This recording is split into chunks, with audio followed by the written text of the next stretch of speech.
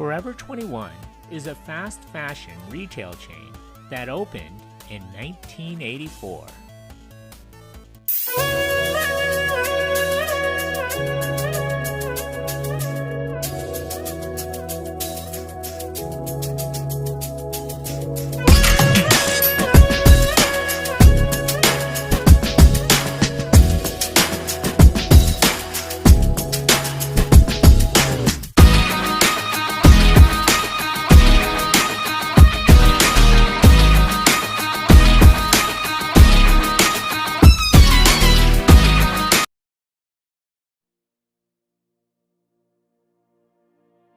Forever 21 was originally known as Fashion 21. The store was founded in Los Angeles on April 16, 1984 by Do-Wan Chang and Jin Suk Chang, married immigrants from South Korea. Do-Wan Chang had immigrated to the United States from South Korea in 1981. He had worked 3 jobs to save up money to open his first store. The original 900 square foot store was located at 5637 North Figueroa Street in the Highland Park area.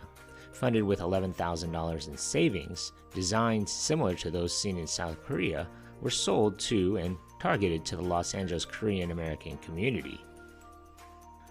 Merchandise was acquired at wholesale closeouts from manufacturers, with sales totaling $700,000 in the store's first year of operation.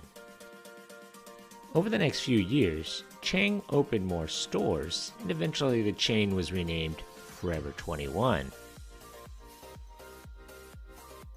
Forever 21 was incorporated in California in March of 1987. Chang named himself CEO of the new company, while his beautician spouse ultimately took over merchandising.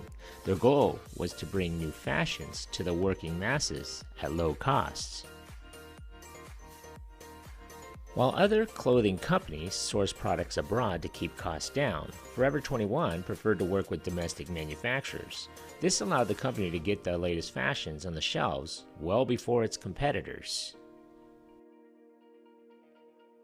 The first mall-based store was opened in 1989. By this time, the company had 11 units averaging 5,000 square feet. All were located in California until 1995, when one opened in Miami's Mall of the Americas. By the end of the decade, Forever 21 was up to 100 stores, some of them even 9,000 square feet or more. Chang decided to change the business model to fast fashion, drawing from trending fashion and selling the items for low prices. Sales were high enough in the first decade that the company added new stores on an average of every 6 months, largely in malls. In September of 2001, a group of garment workers employed by some of Forever 21's Los Angeles area contractors filed a lawsuit alleging sweatshop conditions and failure to pay legal wages.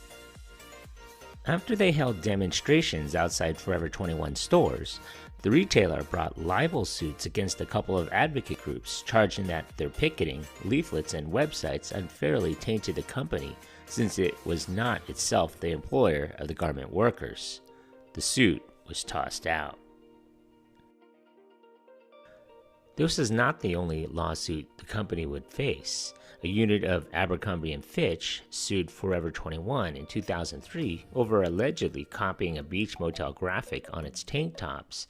The suit claimed that the picture was identical to those found on items at Hollister Company, Abercrombie's surfing-inspired chain. Regardless of its legal challenges, Forever 21 continued to grow.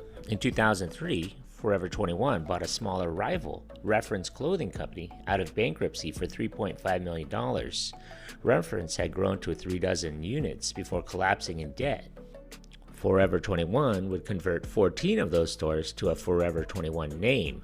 Forever 21 had been operating 153 stores before the deal. In March of 2005, Forever 21 acquired most of the assets of one of its main rivals, Gadzooks, for $33.1 million. The purchase added at least 150 units in 36 states. Gadzooks had 243 locations in all to Forever 21's existing 200 or so stores. Forever 21's immediate plan for its new acquisition was to keep the Gadzooks brand alive, but apparently that didn't happen. The acquisition would double its number of stores to 400 over the next 2 years. Retail analysts estimated sales growth from $650 million in 2005 to $1 billion in 2006. Unlike its competitors, the company also focused on whole families rather than teenagers exclusively, and at a typical 25,000 square foot store, has significantly larger stores. It had also started another chain, For Love 21, which specialized in accessories. The company increased its square footage by 30% in 2007. In April of 2008, the Chicago Tribune wrote, while many retailers were scaling back expansion to adjust for the economy, Forever 21 was going like gangbusters and expanding at a fast rate. In 2011, assets were $1.4 billion and profits were $124 million. The Center of Environmental Health found that 26 retailers and suppliers, including Forever 21, had been selling jewelry containing cadmium, a toxic metal, resulting in a settlement.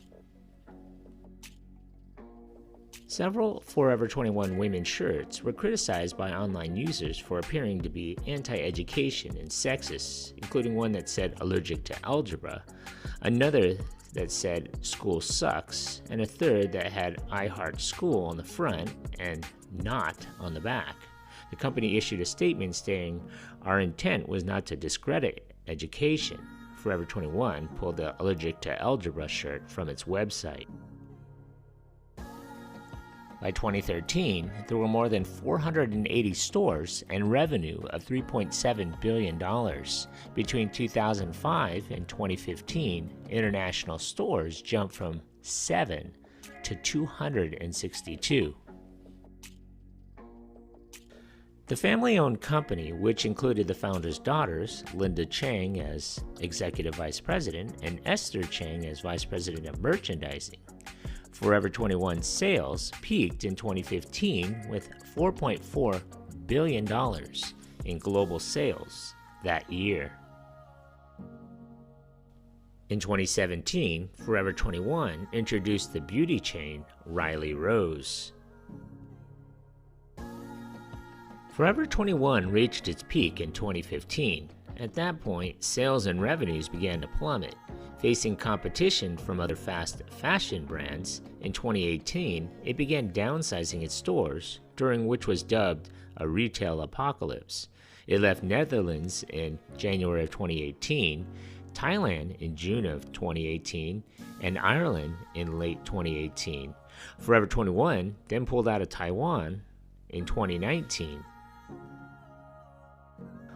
The global explosion in fast fashion competitors, reputation damage caused by both labor rights groups and environmentalists, high-cost rental locations, and competition from online retail led to a temporary collapse in global operations. One analyst said the company overexpanded with too many stores that were too big and lacked sufficient e-commerce business. On September 29, 2019, Forever 21 filed for Chapter 11 bankruptcy protection. To downsize, the company announced that it would be ceasing operations in 40 countries and closing a percentage of its 600 stores. As part of the bankruptcy proceedings, Riley Rose closed all of its 100 stores. On February 2, 2020, it was announced that Forever 21 had reached a deal to sell all of its assets for $81 million to Simon Property Group, Brookfield Properties, and Authentic Brands Group, ABG. The net worths of Forever 21 co-founders Jin Suk and Do-Wan Chang had plunged alongside the store's sales. Its founders lost their billionaire status that July. At the company's peak in 2015, Jin Suk and Do-Wan Chang had combined net worth of $5.9 billion, according to Forbes. Their combined fortune had fallen to $1.6 billion, or $800 million each. The brand today operates stores in multiple countries. As of May of 2022, Forever 21 operates over 600 stores, including, as of July of 2022, 407 U.S. stores in 43 states, with the highest densities in California, Texas, Florida, New York, Georgia, New Jersey, Pennsylvania, and Illinois. The original store in Los Angeles remained in operation until 2020, bearing the chain's original name. Forever 21 was once a powerhouse in the fast fashion industry, operating over 800 stores worldwide at its peak. However, shifting consumer shopping habits and rising competition from digital retailers like Temu and Shein have continued to strain its brick-and-mortar operations. Forever 21 locations are expected to close, have been losing money for years. To keep these stores operational, the company had reportedly withheld royalties and rent payments in various locations. The Forever 21 brand and intellectual property remain under the ownership of Authentic Brands Group, which licenses to F21 OpCo. In February of 2025, Forever 21 announced plans to close nearly 200 stores. They confirmed that it continues to explore strategic options, including a potential sale, which also reducing costs and optimizing its store footprint. The efforts are ongoing and no final decisions have been made regarding the outcome of the process or the number of stores that may be closed.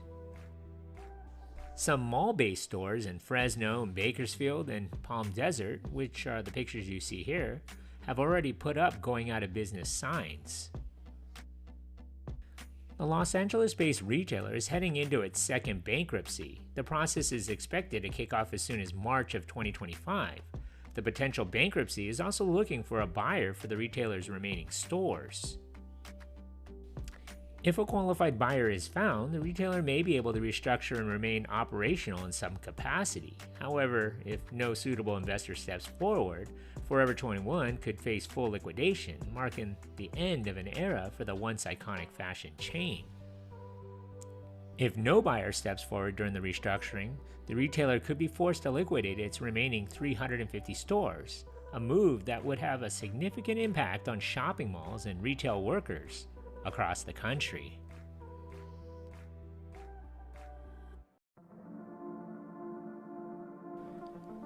Thank you for watching. If you like this content, and if you haven't already, hit that subscribe button. Thanks.